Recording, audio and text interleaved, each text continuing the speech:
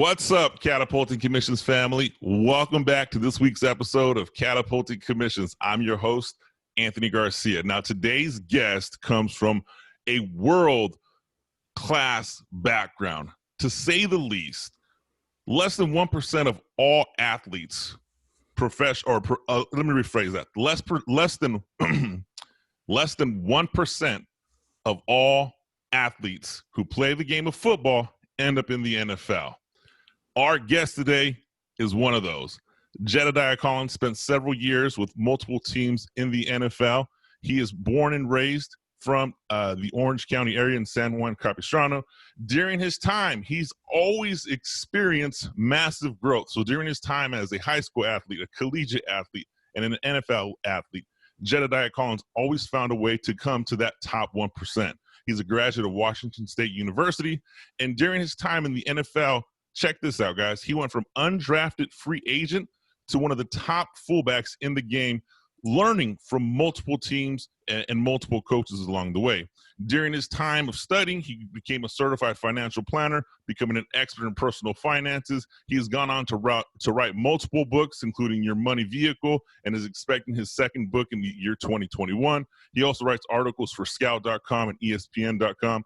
Jed has also been a keynote speaker, delivering keynote messages for Amazon, Microsoft, Sotheby's, GlaxoSmithKline, the NFL, Major League Baseball, and multiple universities. Today's show is going to talk about the commission portion of Catapulting Commissions.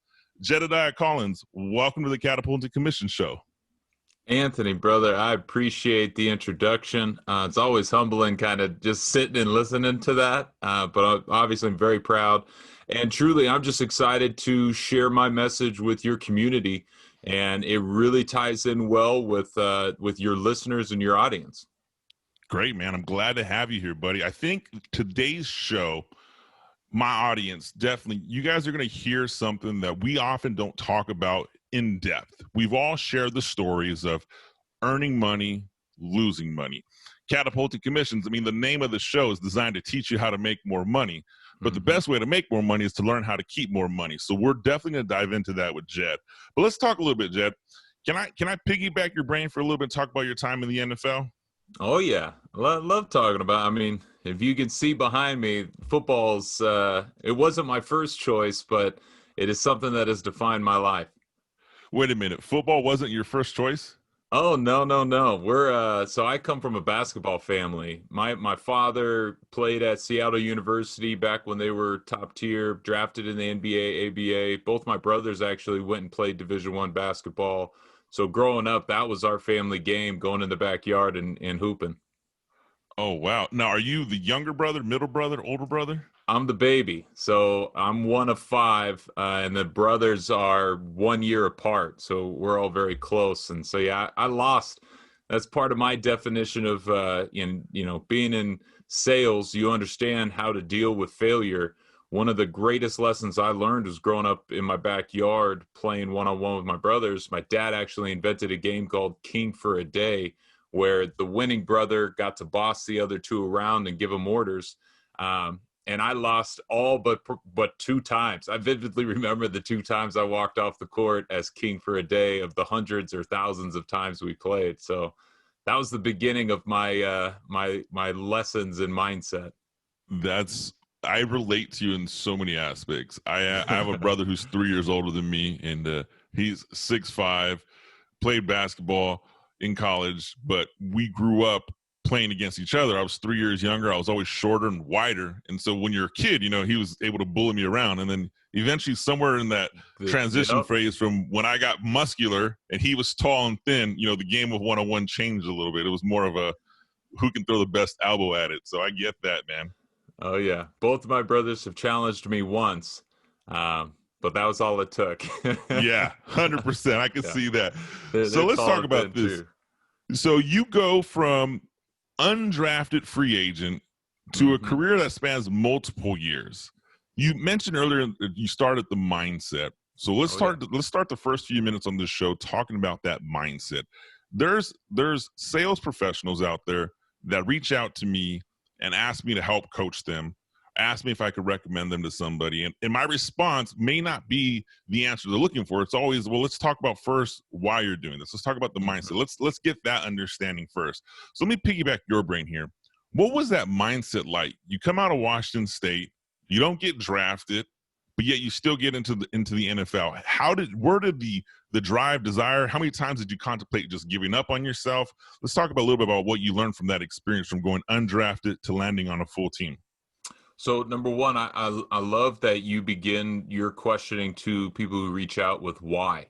Why are you on this journey? What is your principles? What are your goals? And I believe every good journey begins with that end in mind. Plan is only as good as its destination. So truly the easiest skill to tell, and the number one kind of skill of success that goes into sales, business, life, family, everything, is your ability to value what you want most over what you want right now. That is something I found in every locker room amongst successful veterans, was their ability to continually prioritize. They never sacrifice. Everybody says, oh, getting up early or putting in this workout or not going. They always prioritize their goals over what's in the moment. And I thought that was very, very key.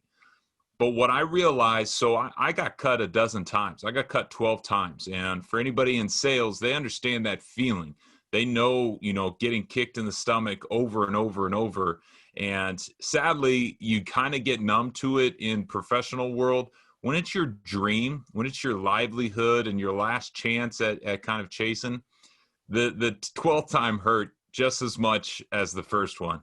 And so I experienced that going in and out of those locker rooms. But what I came to really understand and identify was every locker room I left, I had to steal from one of those veterans, one of those guys that had the formula, had the process, had something that kept them there that I wasn't doing. And as I went in and out, I saw 3 words in every locker room. Really the only slogan, the only mindset that kind of was consistent throughout each team was 3 terms called be a pro. And I loved be a pro because it was a response, it was final, and it became more than just a mantra. It became the way you thought and approached. And the be a pro mindset, and what I love about sharing this with professionals, is it has 3 aspects, and it all has to do with your name.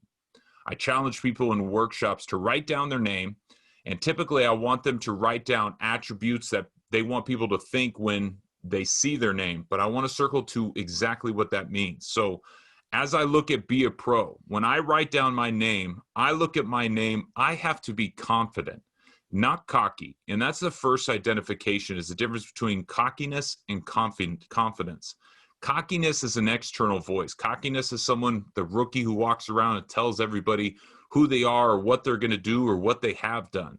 Confidence is an internal voice. Confidence is the one that you repeat in silence in yourself and really telling the only person that matters. The second piece of the Be a Pro process is when other people that you are working with see your name, can they trust it? I loved, playing in the NFL. I had my head coach at the time, Andy Reid, who's right now the Super Bowl reigning champion coach. He came up to me and he said, son, probably because I was an undrafted rookie and he didn't know my name, but he said, son, we can't beat ourselves out there. I had just committed a false start, a penalty, and as an undrafted guy, you cause a penalty, you run off the field. You don't even get that rep. But his message to me was, I, as the coach, the other coaches, the scouting department, your teammates, they have to trust who you're going to be each and every day. When they see Jedidiah Collins show up, we got to trust who that person is. That's part of being a pro. There's a big book called Speed of Trust by Stephen Covey, where he compares it to a trust tax or a trust dividend. Are you giving or are you taking in that relationship? And then the third part of the Be a Pro mindset is when people who don't know you see your name, do they see value, or do you add something that makes them learn your name? Short little story about this one, because this is one of my favorite stories to share, is down in New Orleans. This was kind of make or break time for me. I was competing once again to make the team. I'd already failed twice, and I needed to make it this year, or else probably my dream was going to be over. And in New Orleans in August, it's 118 degrees every day with heat and humidity. You feel the atmosphere. You feel yourself walking out. Your shoes start to squish even in warm-ups. And why we knew it was 118 degrees is because our collective bargaining agreement said if it was 119, we had to take practice indoors. It was actually unhealthy. And so each day on the dry erase board, our coaches would write, it's 118, go outside. So yeah, try to ask questions after that. So we were out there, and my first play was a simple little chip block on this big defensive end, Pro Bowl player, veteran. And I run by him, I throw my elbow into his ribs, I run off to the flat. That was my responsibility, that was my play. Obviously, this 10-year veteran Pro Bowl player didn't enjoy me giving him a chip block. He came and he grabbed me by the face mask, and he laid a barrage of insults and obscenities, but he said something in the middle of it that I'll never forget. He said, I don't know you. I don't even know your name. In that moment, I could be the young, cocky player. I could use my external voice and yell back at him. I could break the trust of practice and try to prove my bravado that way. Or I could walk back to the huddle and I could make a play and make him learn my name. Football God smiled down upon me. Next play had me and this 310-pound Pro Bowl player going head-to-head. And I went, back in the day, had a little longer hair, put my face mask into his chest, and I knocked him on the ground. I walked up to him after the play, and he held up his hand for me to help him up, and I swiped his hand away, and I pointed to my forehead. In training camp, you have a piece of tape with your last name on it. Without saying a word, I had made that veteran learn my name. Without saying a word, that night in film, every coach, every scout, every teammate was going to point and say, did you see Collins on this play? That's our dude. That's our guy on defense. That's our veteran captain. Watch him do this. And in that moment, I became a pro. I started to feel and think like a pro. And that was the moment it shifted. And I started to realize my name, I had to make people learn, especially as an undrafted guy who'd been cut. I had to show value and make you say my name. Man, I love that. As a football guy myself, I love that. You drop so much value in there. I mean, I can just envision you coming back, delivering a hit to this guy, not swiping here, not shaking his hand, looking at my name, and you definitely, part of that pro mentality, value became in your name from multiple levels. I mean, if we go back on the three things you said here, right? That approach of you rock my world, well, I'm not going to give up. That was a confidence. That wasn't cockiness. You knew you had the ability. Then, can others trust your name? I can guarantee when you laid that block out, your offensive coordinator, the people on your side of the ball, they saw that. They're like, yep, I can trust him. And the last part was the defensive side of the ball was like, that's our guy. I see value in his name, and he came. And I love that. You didn't speak to say, hey, I'm here, I've arrived. You allowed your actions to show that. And in the world of sales, I tell people all the time, sales is the greatest profession out there. It's almost like a professional athlete in the aspect, you get paid to perform. If you don't perform, you get cut. Bottom line, that's what sales is. And the better you perform, the higher you can make. And so I love how you didn't say, hey, man, I'm one of the best fullbacks, or I have experience, or I've done this. You simply said, okay, I'm going to take my lump and I'm going to come back and show value in your name. And I think that applies to people listening right now. You're going to have a bad month, a bad year, a bad sales call. Do you go back and say, hey, I've been in this industry for 10 years. I know what I'm doing. Or do you simply say, okay, that one wasn't mine, the next one is, and move forward and allow your results to speak for your action? I love that, man. Great story. I appreciate it. And like you said, that in sales, we are consistently trying to have people see either my individual, our company name, our product name. What do they think of when they see that? And what I tell young professionals as they enter into it, and it goes the same for everybody in a business or a corporation, when you are on a project, your name is associated with that. That is everything. That is your reputation, and you have to treat it as such. We would always say, Once you put something on film, it lives there. You are going to be great. We appreciate you playing through that pain and getting hurt and going out. Once you're on tape, nobody cares about your shoulder, your knee, your whatever's hurting. They just care about the performance. So I love that connection and that understanding of why I think football is one of the greatest sports, is because everybody has that hunger and that taste for food. If you don't make the team, you're on the streets 1 week, you just missed a big check. And sales is no different.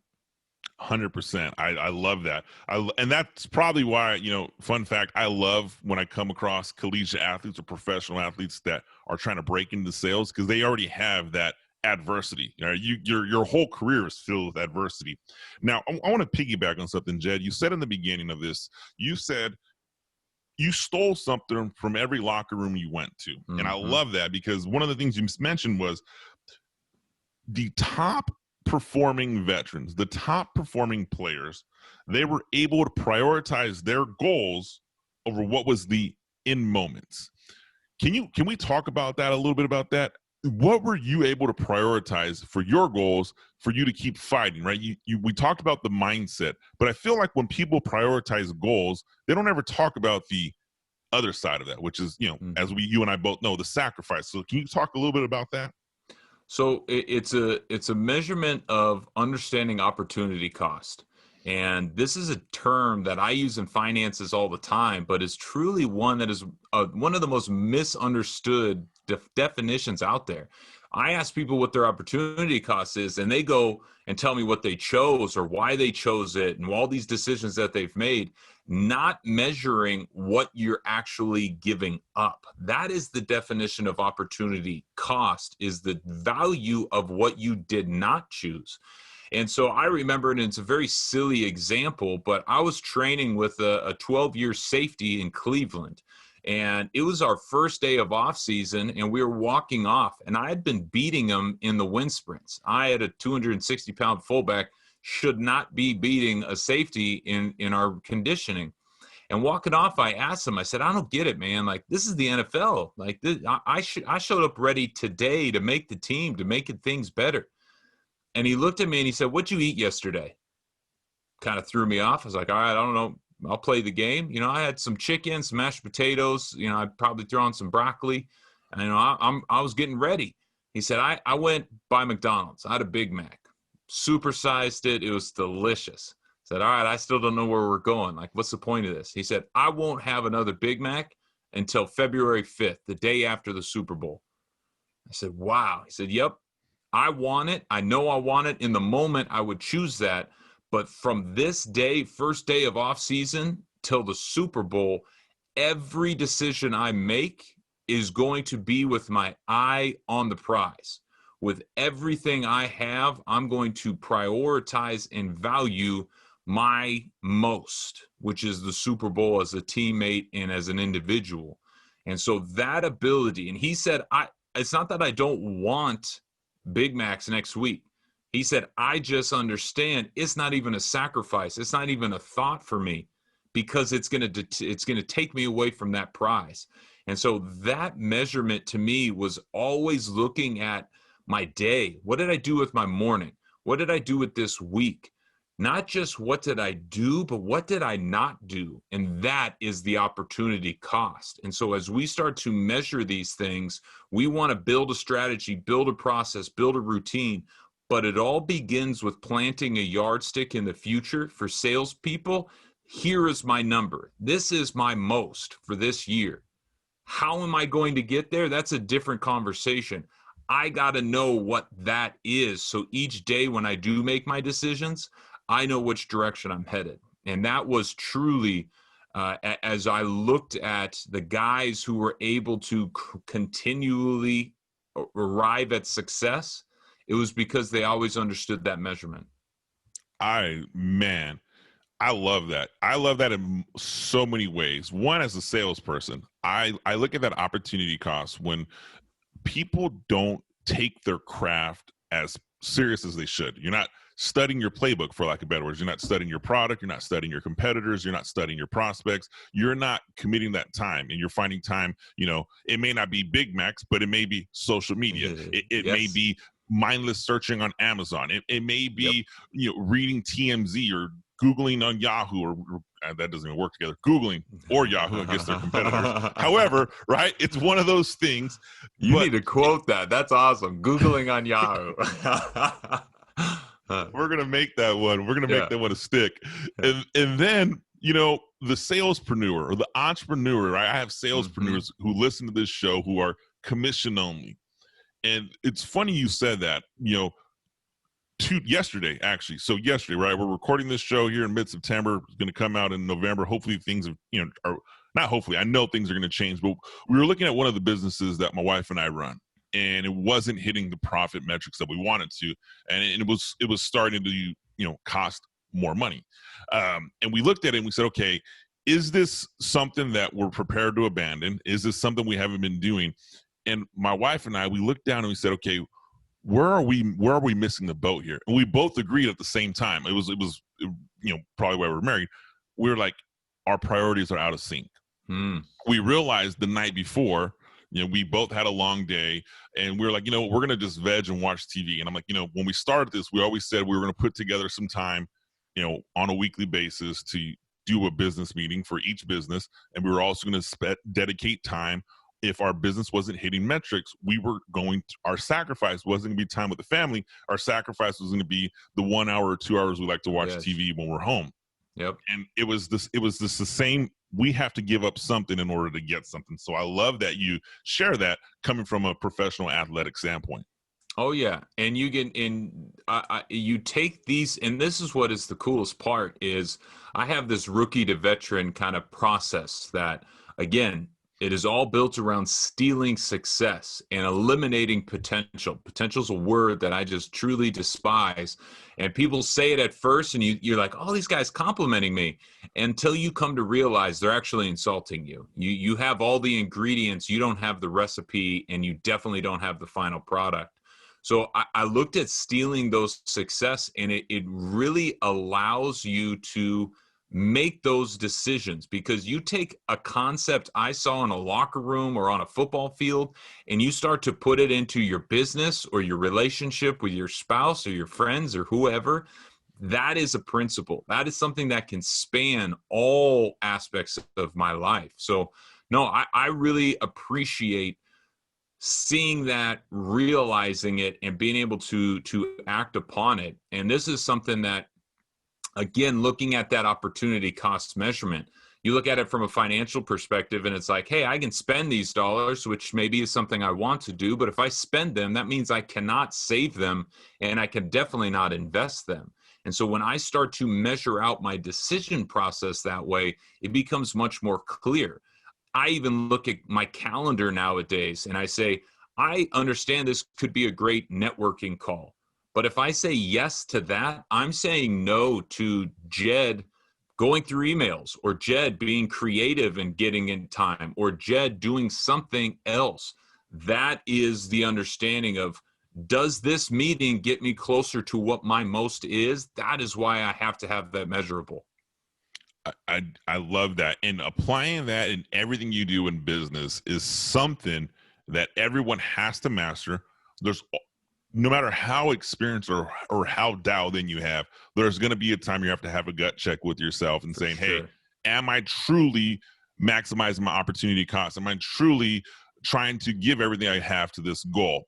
Now let's pivot here for a second, Jed.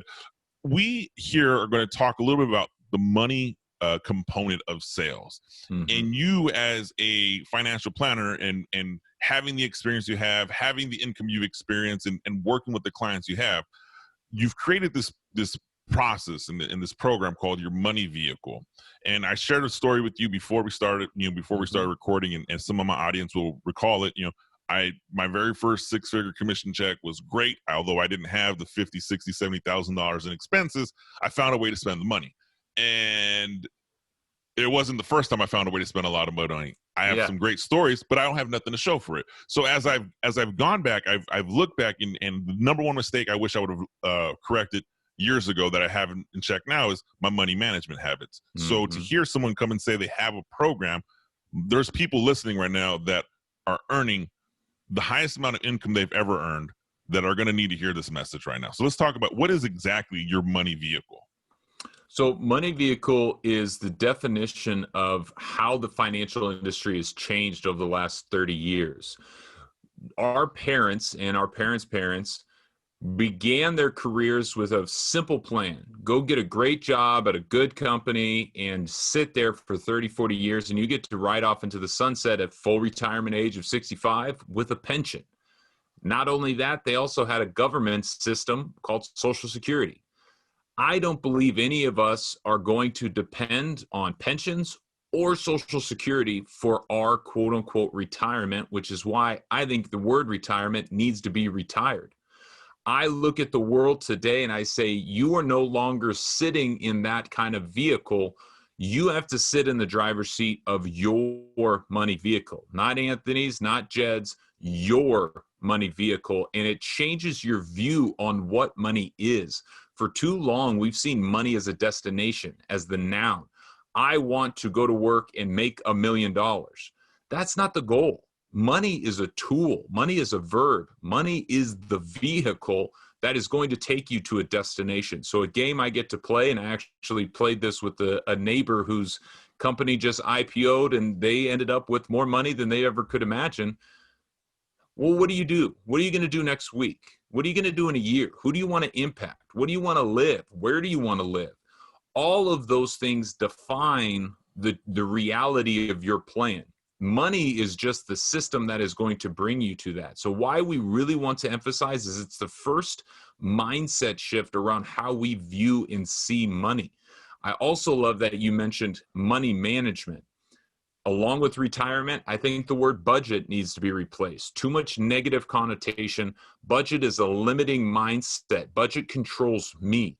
I want to set up a cash management system because I control that. That is the abundance mindset. And so what we did was create a very simple, high-level strategy that will give you a cash management system. It's called the Money Bucket System. And I believe there are 5 choices everybody in the world will make with every paycheck that they get. Their first dollar, their last dollar is going to fall into one of these 5 buckets. And it doesn't matter if you're Jeff Bezos or starting tomorrow at a coffee shop. That is what's so powerful. I came about learning this the same way you did, Anthony. I failed. I was financially illiterate. My first paycheck, I spent the day I got it in the NFL.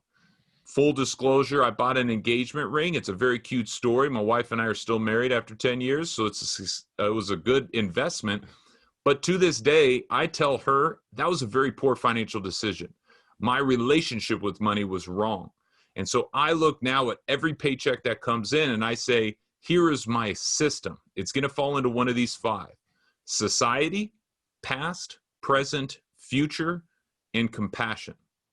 So I look at society, I realize that's the world we live in. That's going to be our taxes. That's something that we should and have to pay. Past choices, that's anything due before the first of the month. Debts, bills, subscriptions. I look at my present choices. Those are the day-to-day 1,000 things that go through my mind. My future choice, if I ever want to have FU money, I got to prioritize future you.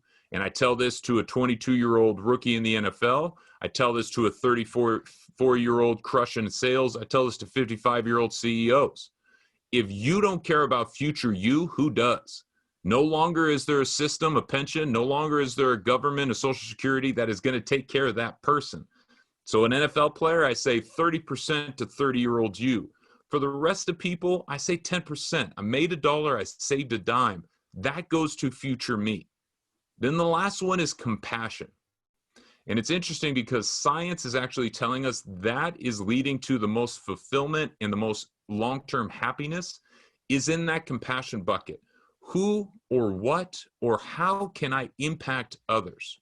That's a person that has helped me. That's a place or an institution that has supported me. That's a cause that I believe in, that I want to see my hard-earned money go to supporting.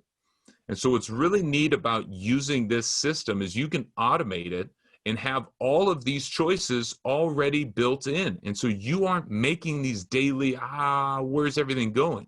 I would start with future you, prioritize you, pay yourself first, made a dollar, saved a dime.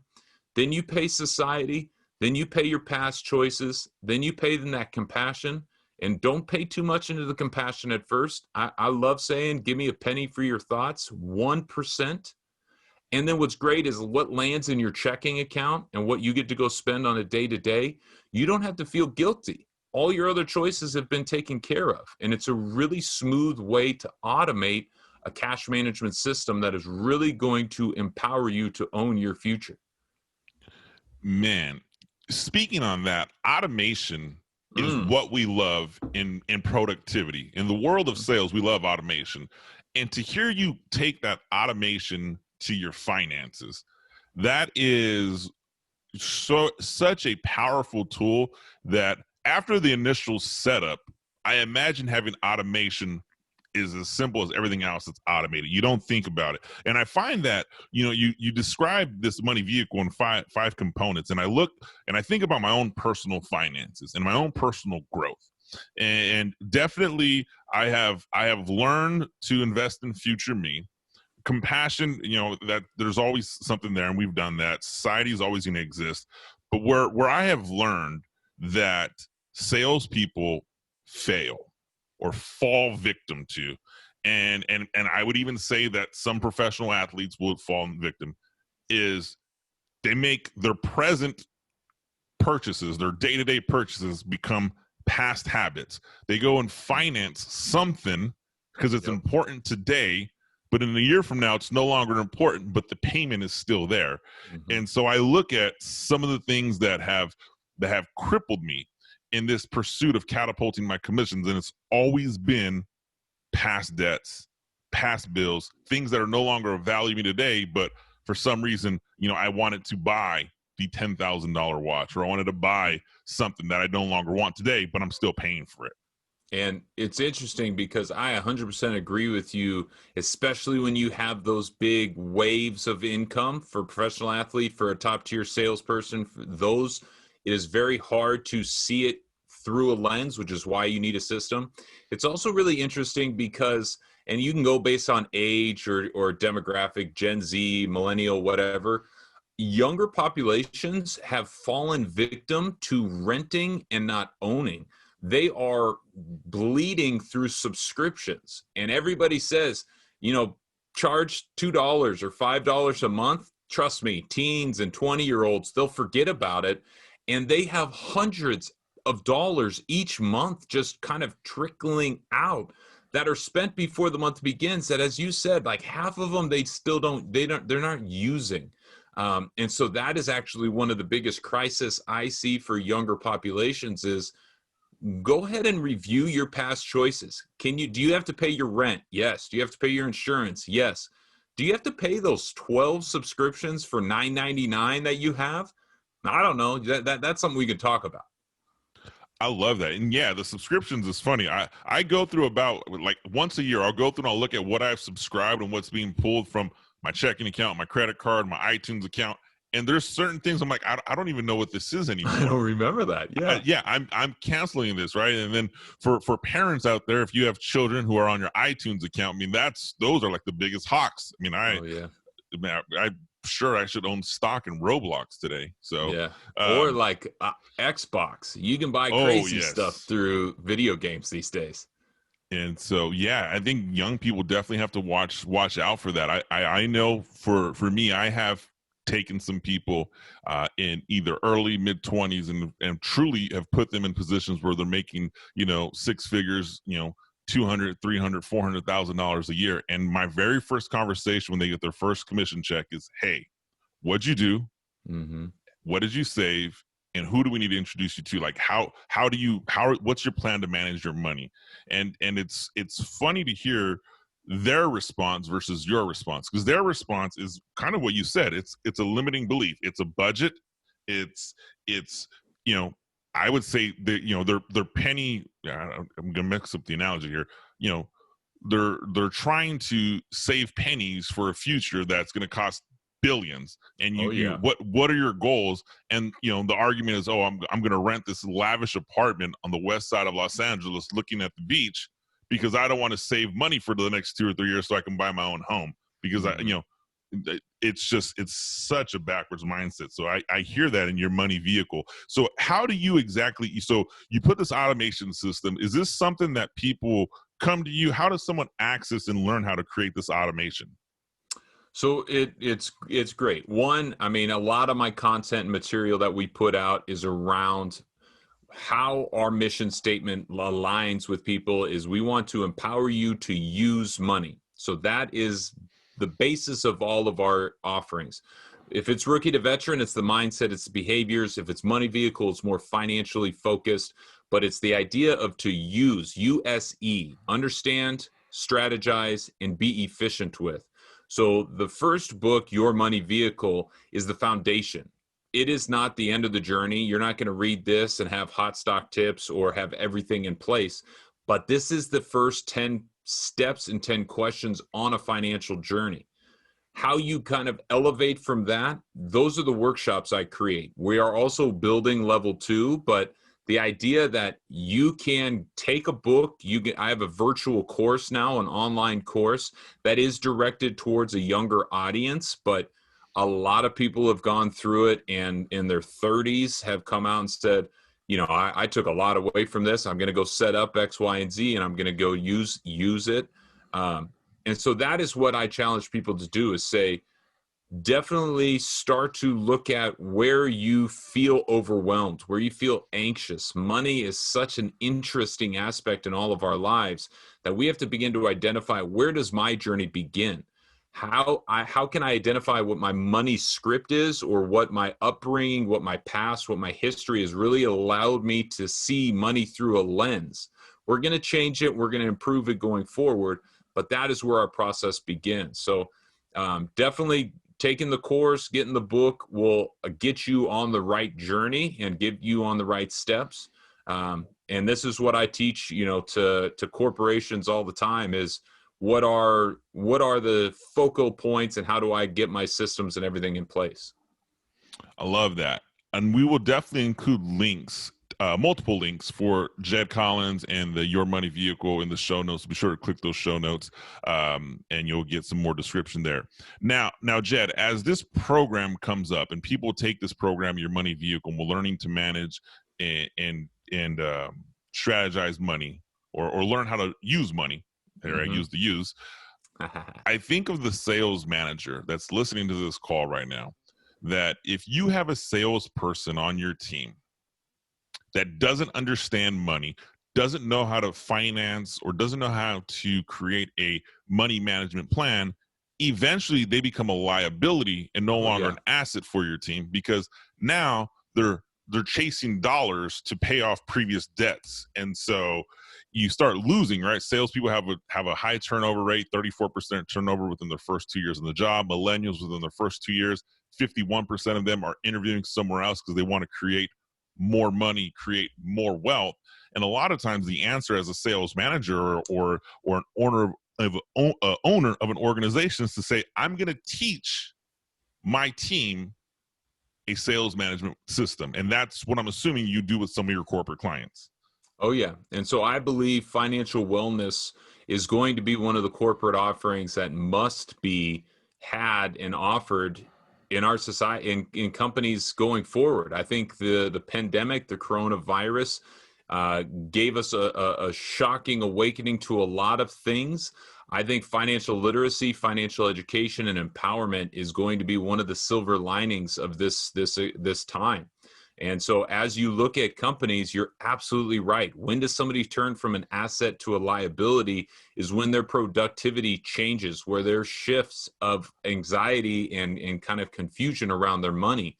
And so that's what I think a lot of people are going to start to look at is, I'm no longer your advisor. I'm not a financial advisor. I'm not going to manage your assets. I'm not going to ask you for your assets. I'm not even trying to sell you a product. I am your coach. I am somebody who's going to teach you how to make your life better. And that's what the workshop atmosphere is. I don't want to give you, and we've talked about a lot of stuff in our session today, and that's what podcasting is beautiful at. But in a session, we talk about one subject, because if we talk for 45 minutes, I want you to go do one thing. That's the difference between education and empowerment. Empowerment means I gave you the confidence to go and act. And I think education is a vital step, but education fails. And that's why a lot of people have kind of faltered back from financial literacy or education, because it doesn't work. It's because we haven't given people a step-by-step specialized knowledge way of accomplishing what they want to accomplish. And that's what Your Money Vehicle tries to do. Is it's not just generalized knowledge, it's specialized into a system, it's specialized into steps. And that's really what we want to do. Being in wealth management, being a CFP, I'm actually an adjunct professor now at Washington State. I come to see many, many wealthy people's plans, but I want to back into not where they are today and the complexities. I want to see where they began and how they inched forward.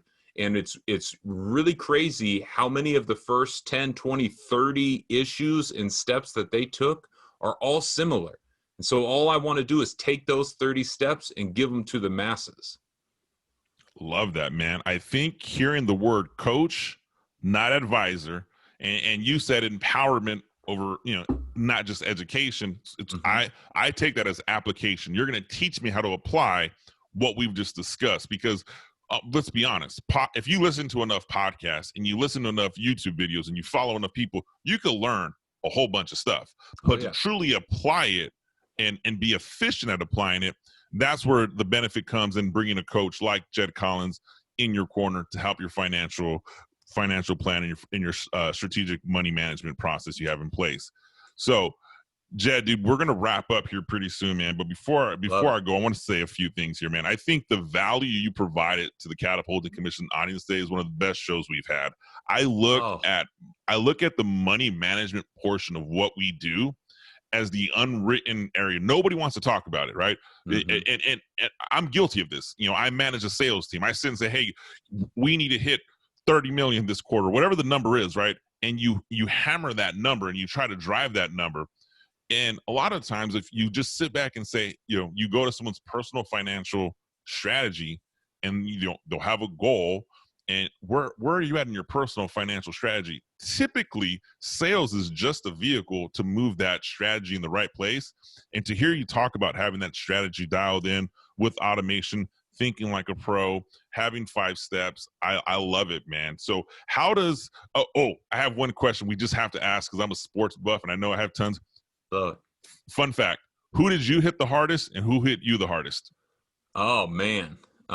So I jokingly, and I got very kind of emotional as a fullback, because I just gated my own head. I could probably name most stadiums from my back. Because if you're out there and you're doing it long enough, you're gonna get got. I would say who got me the best, and this is gonna be, I went against a lot of linebackers. A guy named Cam Chancellor for the Seattle Seahawks. He was the one guy I walked up to after a game. So I'd always stare at my opponent and I would say, I'm bigger than you, I'm stronger than you, I'm faster than you, I'm smarter than you, or I'm just tougher than you. And I'd run through that list and I'd find where I'm going to beat you. And Cam was the one guy that I walked over after the game. I was like, dude, you're just a beast, man. And I played him a couple times and we had great collisions. And I remember them vividly because I work with the Seahawks teams now, and I've been in the rooms and they've been like, hey, can we bring up a clip real quick? And it's just Cam blowing me up. So it's like, all right, yeah, okay. So once you put it on film, it's out there. I also got to hit a guy named Haloti Ngata, who played at Oregon and then played for the Ravens and some other teams. And he's about a 350-pound monster of a human being. And whoever draws up the play for the fullback to go hit the nose, it's actually called a bong play, back on nose guard. I hate that person because it was literally like, hey, Mighty Mouse, and I'm a big dude. I'm 260 pounds of anger. But when you run into an immovable object, it was just one of those funny things. So, I had those were guys who humbled me. I had some great hits in some, I got to big names like Patrick Willis. I got to knock Brian Urlacher on his back, like who was kind of like a childhood. I was a middle linebacker in high school. So I became as you mentioned, I became the number 1 ranked fullback in the game. Meant I could go and do the job, and truly the bigger name guys started to, if not fear me, not want to mess with me because they wanted to tackle the guy behind me. But it is always a realization of if you're on that field, there's somebody that's going to humble you sooner or later. I love that, man. Thanks for sharing that story, dude. And absolutely, someone's going to humble you on the field. Salespeople, you are going to get humbled in your sales career. Don't think you're immune. Jed, how does someone find you? How does someone get a hold of you? So I'm on all social medias under Fullback of Finance. I've changed my taglines. People say develop a personal brand. That is my brand going forward. So Fullback of Finance on Twitter, Instagram, even on TikTok. LinkedIn, man, LinkedIn is, how we're connecting with professionals today. Check me out on LinkedIn, Jedidiah Collins. I also have a website, JedidiahCollins.com. So if you want to take a financial literacy test, if you want access to me, the course, or workshops for your team, both from money or mindset perspectives, definitely reach out, brother. But Anthony, I love what you're doing. I love the approach you're taking and the message you are truly empowering people with. So thank you for the opportunity. Jed, thank you for being here, man. I appreciate the kind words. Catapulting Commissions family, the Fullback of Finance, Jedidiah Collins. I'll have all his links in the show notes. As always, if you've learned something today, grab some value. Be sure to click subscribe, leave comments if you're seeing this on the social profile, but at the bare minimum, go follow Jedidiah Collins, learn to manage your money so you can catapult your commissions to the future. Jed, thanks again. Catapulting Commissions family. I will see you next week.